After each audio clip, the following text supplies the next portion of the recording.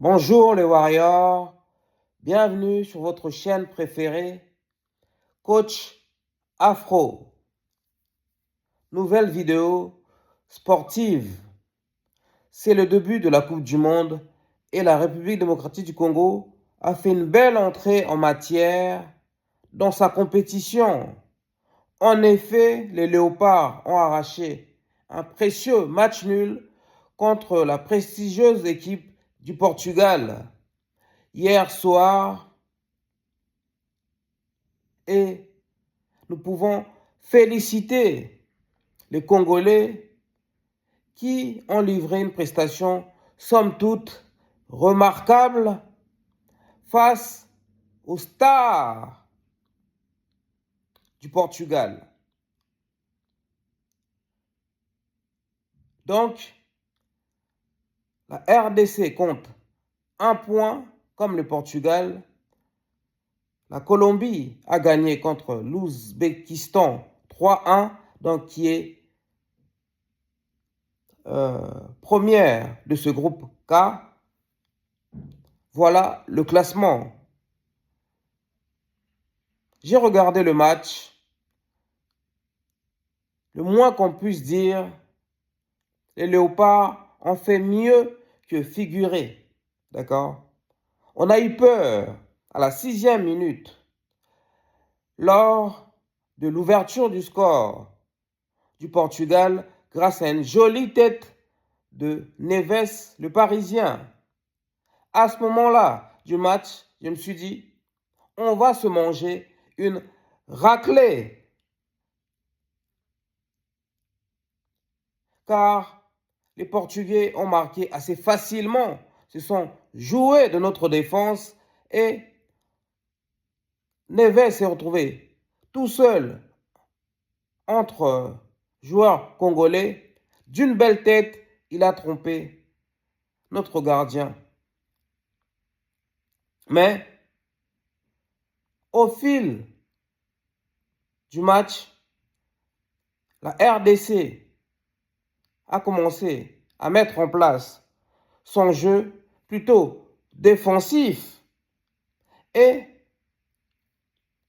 à maîtriser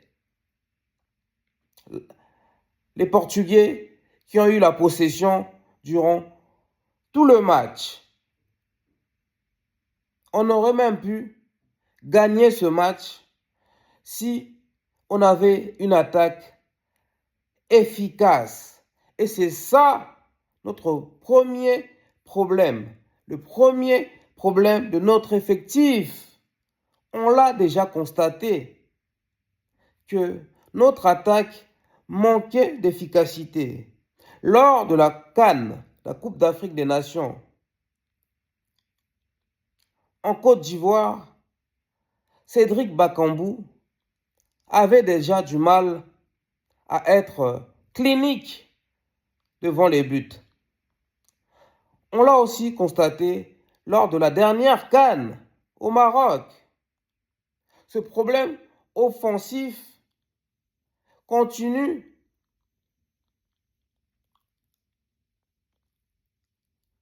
de jouer des tours à notre équipe nationale. Et moi, j'en veux particulièrement à Cédric Bakambu, notre attaquant de pointe.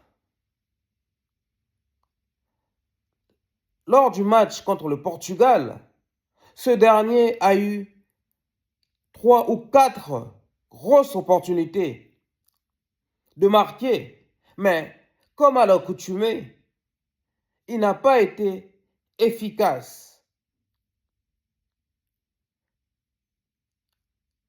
Il n'est rarement efficace lors du dernier geste. Cédric Bakambu a pourtant de l'expérience, mais force est de constater que notre neuf, donc notre attaquant axial, a du mal à conclure ses actions. Et il faut régler rapidement ce problème, car même si ce précieux point contre le Portugal nous permet de bien rentrer dans ce mondial 2026 qui se joue aux États-Unis, au Canada et au Mexique. Mais on aurait pu même gagner ce match contre le Portugal. Et heureusement, Yohan Wissa était là pour égaliser. Car s'il n'y avait que Cédric Bakambu, on aurait pu perdre ce match alors qu'on s'est procuré les meilleures occasions lors de la seconde mi-temps. On a bien cadenassé cette équipe portugaise. D'accord? Notre défense a répondu présent. Et je remercie Sébastien Desabre pour cette formule-là, pour ce système en 5-3-2. D'accord? Les Portugais ont eu du mal à nous déstabiliser, à se procurer des occasions franches. À l'image de Cristiano Ronaldo, d'accord, qui n'a pu rien faire face à la rigueur défensive congolaise. Et l'attaque du Portugal, finalement, n'a pas réussi à nous déstabiliser. C'est grâce au milieu de terrain, Neves, le Parisien, qu'ils ont ouvert le score dès la 6e minute. Mais jusqu'à la fin du match, les Portugais n'ont pas marqué. Et la RDC est revenue dans le match juste avant la mi-temps. Et en seconde période, les Congolais auraient même pu l'emporter si notre attaque, notre attaquant, je cible particulièrement Cédric Bakambu, était efficace devant les buts. Il faut régler ce problème de toute urgence, d'accord? Car lors de ce match, on ne s'est pas procuré beaucoup d'occasions, mais il faut savoir faire beaucoup avec peu. C'est ça la marque des grands attaquants, d'accord? Et Cédric Bakambu a beaucoup de failles, beaucoup de lacunes, d'accord?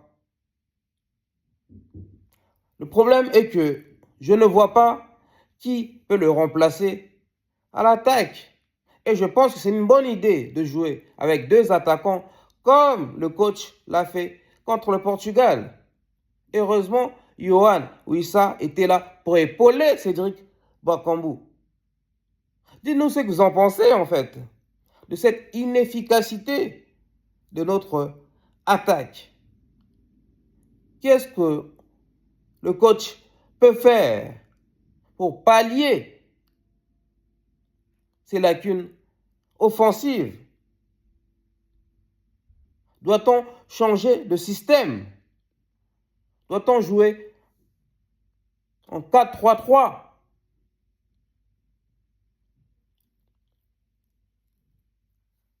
La réponse, vous pouvez la donner dans les commentaires. Je suis Sébastien Badibanga, le rédacteur en chef de cette chaîne. Ici, nous traitons de la culture noire et de l'excellence noire. Par ailleurs, nous abordons la spiritualité africaine et l'actualité africaine, sans oublier de revenir sur la drépanocytose, une maladie qui touche particulièrement des Noirs, des Africains et des Afro-descendants. Enfin, nous mettons en lumière tous les tabous et coutumes de notre communauté noire, africaine et afro-descendante. Si vous voulez m'aider pour développer cette chaîne, commencez d'abord par liker, commenter et partager massivement nos contenus. Puis, abonnez-vous et activez la cloche de notification. C'est très important, ça nous aide et c'est gratuit. Enfin, j'ai laissé un lien Litchi dans la description pour me faire un petit don qui me permettra d'acheter le matériel adéquat et professionnel pour réaliser des vidéos encore plus qualitatives et sophistiquées. Vive les léopards, vive la RDC et merci pour ce premier match plutôt réussi. Vous avez tenu en échec les Portugais, la grosse équipe du Portugal. Mais il y a des choses à améliorer, notamment l'efficacité offensive. Peace and love.